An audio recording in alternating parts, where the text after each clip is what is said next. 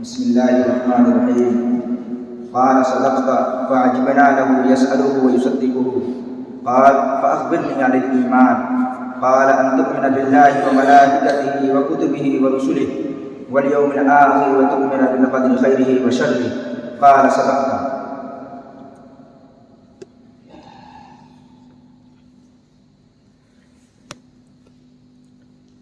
بسم الله الرحمن الرحيم. الحمد لله رب العالمين، والصلاة والسلام على سيد الأنبياء والمرسلين وعلى آله وصحبه أجمعين ومن تبعهم بإحسان إلى يوم الدين. أما بعد، سامعین محترم، حدیث جبریل کے سلسلے میں دوسرا سوال رسول اللہ صلی اللہ علیہ وسلم سے ارکان ایمان کے تعلق سے پوچھا گیا، اور اس کے جواب میں رسول اللہ صلی اللہ علیہ وسلم نے یہ فرمایا کہ ایمان کے 6 ارکان ہیں، جن میں سے پہلا رکن ان تؤمن باللہ، ایمان باللہ ہے، اللہ تعالیٰ پہ ایمان لانا۔ آج کے درس میں گفتگو ایمان باللہ پہ ہوگی انشاءاللہ۔ ایمان سب سے پہلے، ایمان باللہ سے پہلے ہمارے لیے جاننا ضروری ہے کہ ایمان کس کو کہتے ہیں۔ ایمان لغت میں، اہل لغت نے ایمان کا معنی یہ لکھا کہ الایمان هو الاعتقاد الجازم، الاعتقاد الجازم الذي لا يعتريه شک۔ ایمان نام ہے اس پختہ یقین کا جس میں شک کی کوئی گنجائش نہیں۔ شرعی اعتبار سے ایمان کی تعریف اہل سنت والجماعت کے نزدیک اس طرح کی جاتی ہے کہ الایمان هو نطق باللسان واعتقاد بالقلب وعمل بالجوارح ويزيد بالطاعة وينقص بالمعصية۔ ایمان نام ہے زبان سے اقرار کرنے کا، دل سے یقین کرنے کا، اور اعضائے جسمانی سے اس پہ عمل کرنے کا۔ ایمان نیکیوں سے بڑھتا ہے اور برائیوں سے گھٹتا ہے۔ یہ وہ جامع اور مکمل تعریف ہے ایمان کی جو اہل سنت والجماعت نے کی ہے۔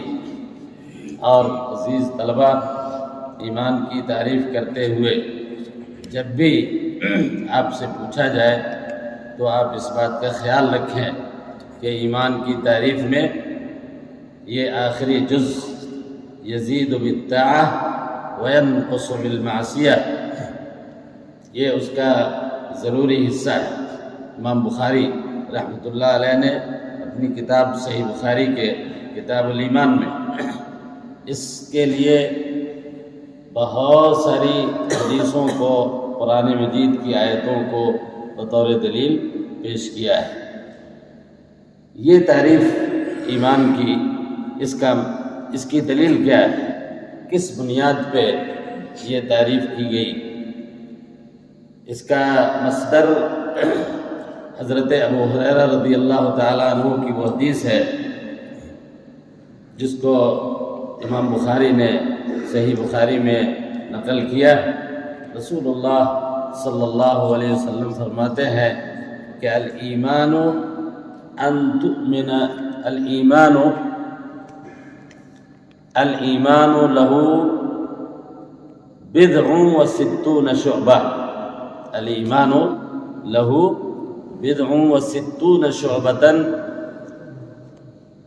وأعلاها قول لا إله إلا الله وأدناها إماتة الأذى عن الطريق والحياء شعبة من الإيمان۔ اس حدیث میں ایمان کی تعریف کے تینوں اجزاء شامل ہیں۔ قول لا الہ الا اللہ، یہ نطق باللسان کی دلیل ہے۔ اماطۃ الاذی عن الطریق، یہ عمل بالجوارح کی دلیل ہے۔ اور والحیاء شعبۃ من الایمان، یہ اعتقاد بالقلب کی دلیل ہے۔ اور یزید بالطاعہ وینقص بالمعصیہ، اس کے دلائل قرآن مجید کے اندر بہت ساری آیات میں موجود ہے۔ وَيَزْدَادُ الَّذِينَ آمَنُوا إِيمَانًا، ایمان کی زیادتی سے متعلق صریح آیات قرآن مجید کے اندر موجود ہیں، جس کی تفصیل کا یہ موقع نہیں ہے۔ تو یہ حدیث ابو ہریرہ رضی اللہ تعالیٰ عنہ کی دلیل ہے اہل سنت والجماعت کے لیے کہ ایمان کی یہی صحیح تعریف ہے، اور اس کی بنیاد، اس کا مصدر یہی حدیث ہے۔ عزیز طلبہ، ایمان کی یہ ایک مختصر اور اجمالی تعریف تھی، اس کا ایک مفہوم تھا۔ حدیث جبریل میں رسول اللہ صلی اللہ علیہ وسلم نے ایمان کے 6 ارکان کو بیان کیا، اور اس میں سے پہلا رکن بتایا ایمان باللہ۔ ایمان باللہ، ایمان باللہ کس کو کہتے ہیں؟ ایمان باللہ کا مفہوم ہے کہ اللہ رب العالمین کے بارے میں یہ یقین رکھنا کہ وہ تنہا ہے، اس کا کوئی شریک نہیں ہے، وہ تنہا اس کائنات کا خالق ہے، مدبر ہے، اور تنہا ہر طرح کی عبادت کا مستحق ہے، اور اللہ تعالیٰ کے لامحدود نام ہیں، صفتیں ہیں، ان پہ بھی ہمارے لیے ایمان رکھنا ضروری ہے۔ یہ ہے ایمان باللہ۔ اس تعریف کے اعتبار سے یا ایمان کی اس وضاحت کے اعتبار سے ایمان باللہ میں توحید اور وحدانیت کا مفہوم ہے، یعنی اللہ تعالیٰ کا ایک ہونا، خالق ہونے کے اعتبار سے، مدبر ہونے کے اعتبار سے، جس کو توحید ربوبیت کہا جاتا ہے۔ اللہ تعالیٰ کا ایک ہونا معبود ہونے کے اعتبار سے، اس کو توحید الوہیت کہتے ہیں۔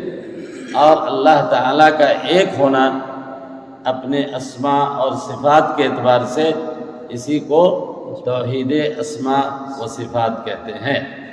تو معلوم یہ ہوا کہ ایمان باللہ توحید کی تینوں قسموں کو شامل ہے: توحید ربوبیت، توحید الوہیت اور توحید اسماء و صفات۔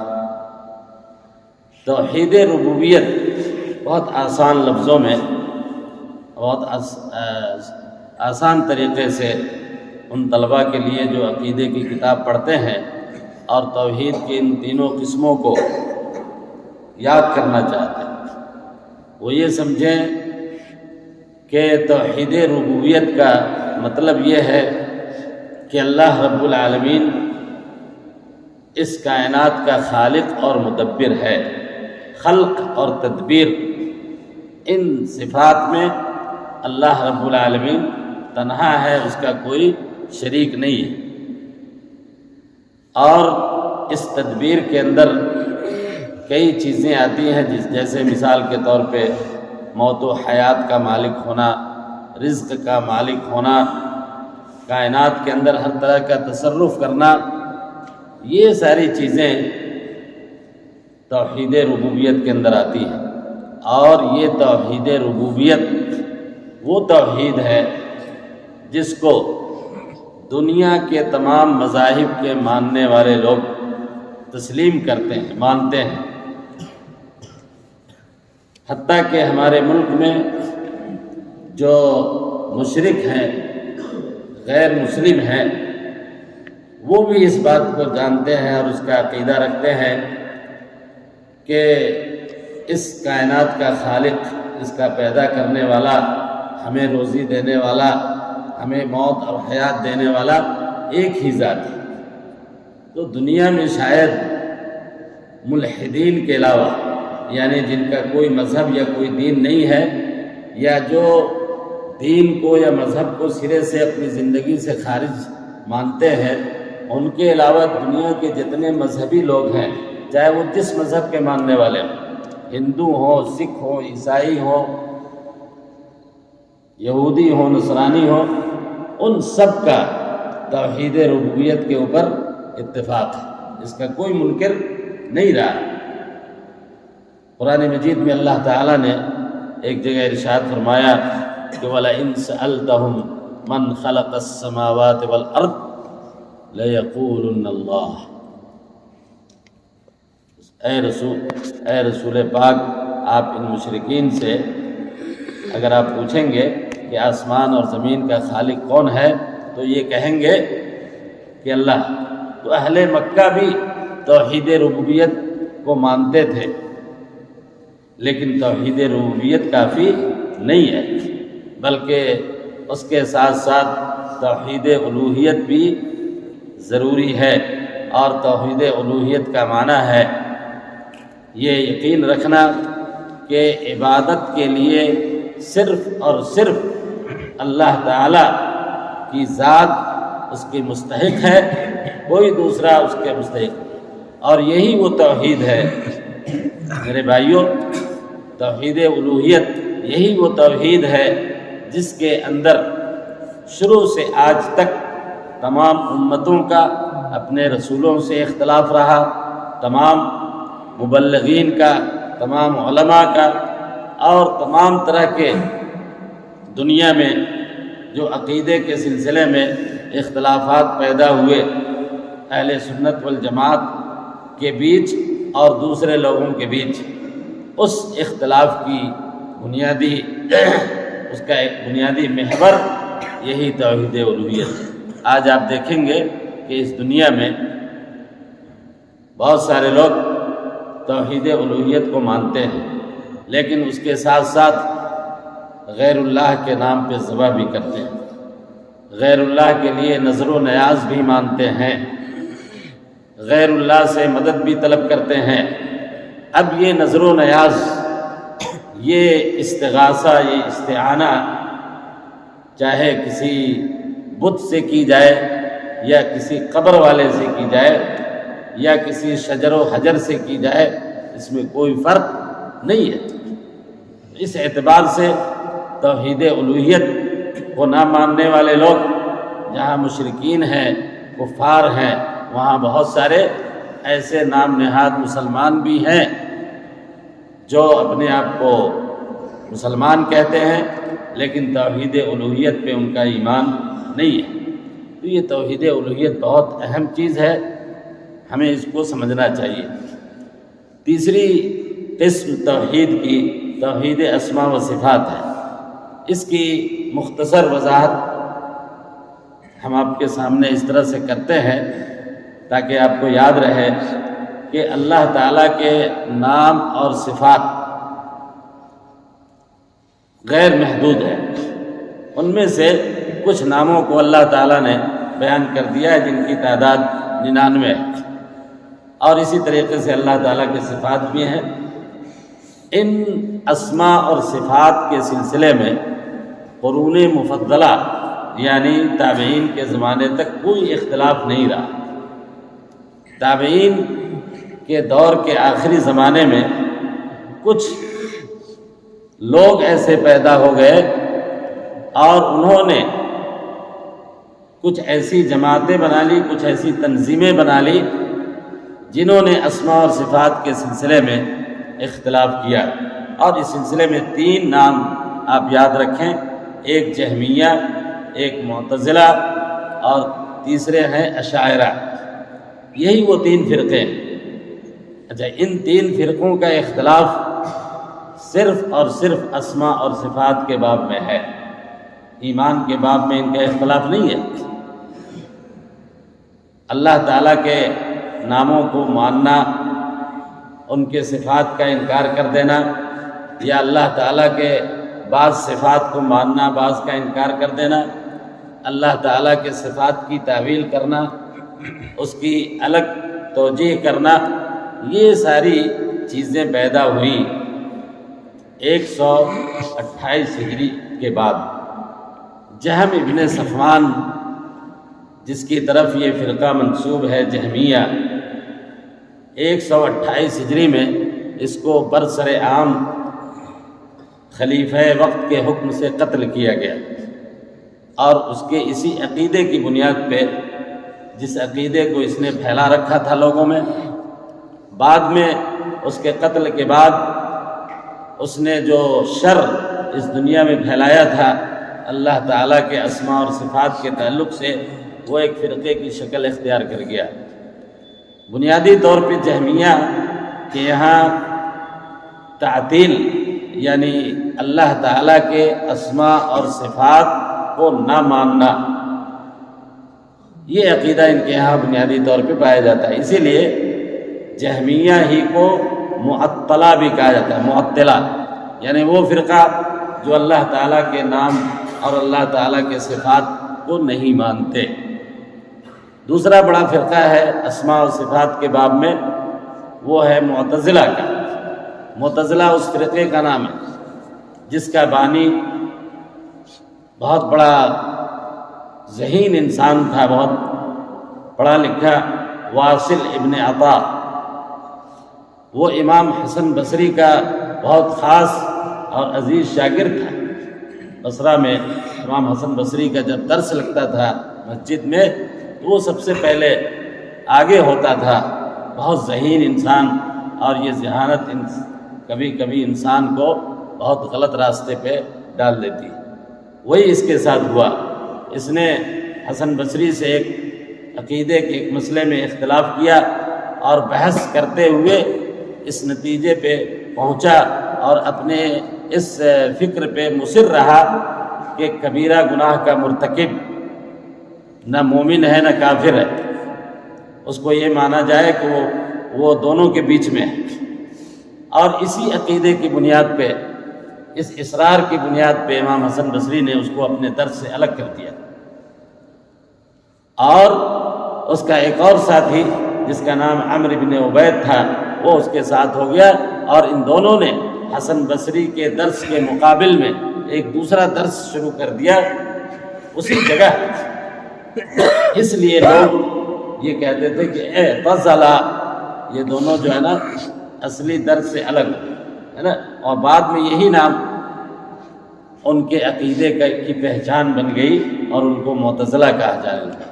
معتزلہ کا بھی بنیادی طور پہ عقیدہ اسماء اور صفات کے سلسلے میں انکار کا ہے یا تعویل کا ہے، اور اسی کو قدریہ بھی کہا جاتا ہے۔ اسی فرقے قدریہ کا مطلب وہ فرقہ جو اللہ تبارک و تعالیٰ کے لیے تقدیر کا انکار کرتا ہے۔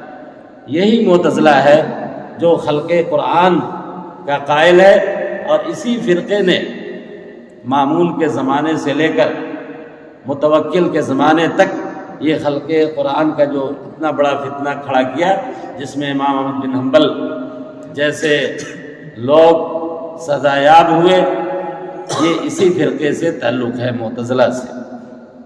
تیسرا فرقہ ہے اشاعرہ کا، اسماء اور صفات کے باب میں۔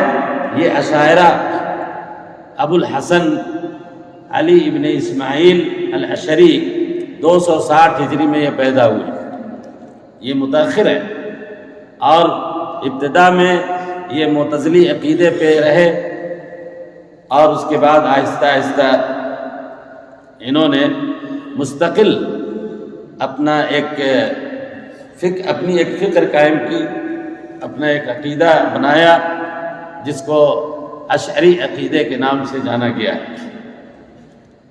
اور یہ انسان جو جن کی طرف منسوب عقیدہ اشاعرہ کے نام سے جانا جاتا ہے، عقیدے کی کتاب میں پھیلی ہوئی چیز ہے، معروف چیز ہے، لیکن کہا یہ جاتا ہے کہ انہوں نے عمر کے آخری حصے میں اپنے اس غلط عقیدے سے رجوع کیا، اور چنانچہ اس کی دلیل ان کی کتاب ہے، ایک مشہور کتاب ہے الابانہ عقیدے کے اندر، اس کو پڑھنے سے یہ اندازہ ہوتا ہے کہ واقعتاً انہوں نے اس سے رجوع کر لیا تھا۔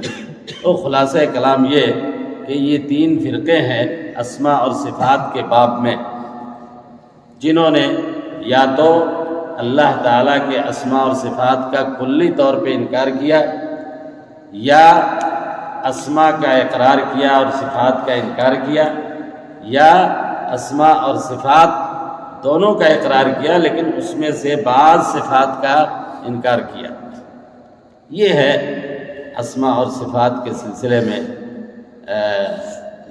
عقیدہ، یا جو غیر منحرف عقیدے کے لوگ ہیں ان کی تاریخ اور ان کا ایک مختصر تعارف۔ اس سلسلے میں ہمیں یہ ذہن میں رکھنا چاہیے کہ یہ لوگ، یہ اشاعرہ، یہ جہمیہ، یہ قدریہ، یہ معتزلہ، ان کے بارے میں اہل سنت والجماعت کا یہ عقیدہ ہے کہ یہ اگر اللہ تعالیٰ کے اسماء اور صفات میں سے کسی کا بھی انکار کرتے ہیں علم کی بنیاد پہ، یہ جانتے ہوئے کہ یہ اللہ کا نام ہے، یہ اس کی صفت ہے، اور سمجھتے ہوئے بھی اگر اس کا انکار کرتے ہیں تو یہ کافر مانے جائیں گے۔ لیکن اگر یہ انکار اس بنیاد پہ کرتے ہیں یا اس کی تعویل اس بنیاد پہ کرتے ہیں کہ یہ کسی کی تقلید کرتے ہیں یا کسی امام کے بتائے ہوئے طریقے کے مطابق اس کی اتباع کرتے ہیں، یا یہ کہ علم کی بنیاد پہ اس کی تعویل کرتے ہیں، اس کا معنی بیان کرتے ہیں، لغوی اور شرعی دلائل کی بنیاد پہ اس کی الگ توجیح کرتے ہیں، تو ایسے لوگوں کو کافر نہیں کہا جائے گا لیکن گمراہ کہا جائے گا۔ اسی لیے یہ فرقے اسلام کے فرقے مانے جاتے ہیں، البتہ یہ ضال فرقے ضالہ میں ان کا شمار ہوتا ہے۔ یہ تھی مختصر گفتگو ایمان سے متعلق، اور یہ جو ایمان باللہ سے متعلق ہے نا، جو ایمان کا پہلا رکن ہے۔ اور آخری بات یہ عزیز طلبہ کہ ایمان اور اسلام، اس حدیث میں، حدیث جبریل میں ایمان اور اسلام، ایمان کا تعلق باطن سے ہے اور اسلام کا تعلق ظاہر سے ہے، اور یہ دونوں چیزیں ضروری ہیں ایک مومن کے لیے۔ ان میں سے کسی کا اقرار اور کسی کا انکار یہ ایمان سے انسان کو خارج کر دیتا ہے۔ اور اس کی مثال یہ ہے کہ جیسے منافقین تھے، انہوں نے ظاہر پہ عمل کیا، نماز پڑھتے رہے، روزہ رکھتے رہے، لیکن ایمان یعنی باطن کا اقرار انہوں نے نہیں کیا، اس لیے اللہ تعالیٰ نے ان کو منافق کا لقب دیا اور ان کے لیے جہنم کے سب سے نچلے حصے کو بتایا ہے۔ اسی طریقے سے ایمان کے ساتھ ساتھ اسلام بھی، یعنی باطن کے ساتھ ظاہر بھی ضروری ہے۔ اور میں نے پچھلے درس میں بتایا تھا کہ بہت سارے اہل مکہ، یہود و نصارہ، ابو طالب، ان کا پختہ اعتقاد تھا، دل سے یہ مانتے تھے، ہے نا، رسول اللہ صلی اللہ علیہ وسلم کو، اسلام کو، لیکن یہ زبان سے اس کا اظہار نہیں کرتے تھے، اس پہ عمل نہیں کرتے تھے، اس لیے یہ کافر مانے گئے۔ تو خلاصہ یہ ہوا کہ اسلام اور ایمان یہ دونوں ضروری ہیں، دونوں ایک دوسرے کے لیے اہم ہیں۔ ان دونوں میں سے کسی کا انکار، کسی ایک کا انکار، یہ اسلام کا انکار ہے اور یہ کفر ہے۔ وصلی اللہ تعالی علی نبینا محمد وعلی آلہ وصحبہ وسلم۔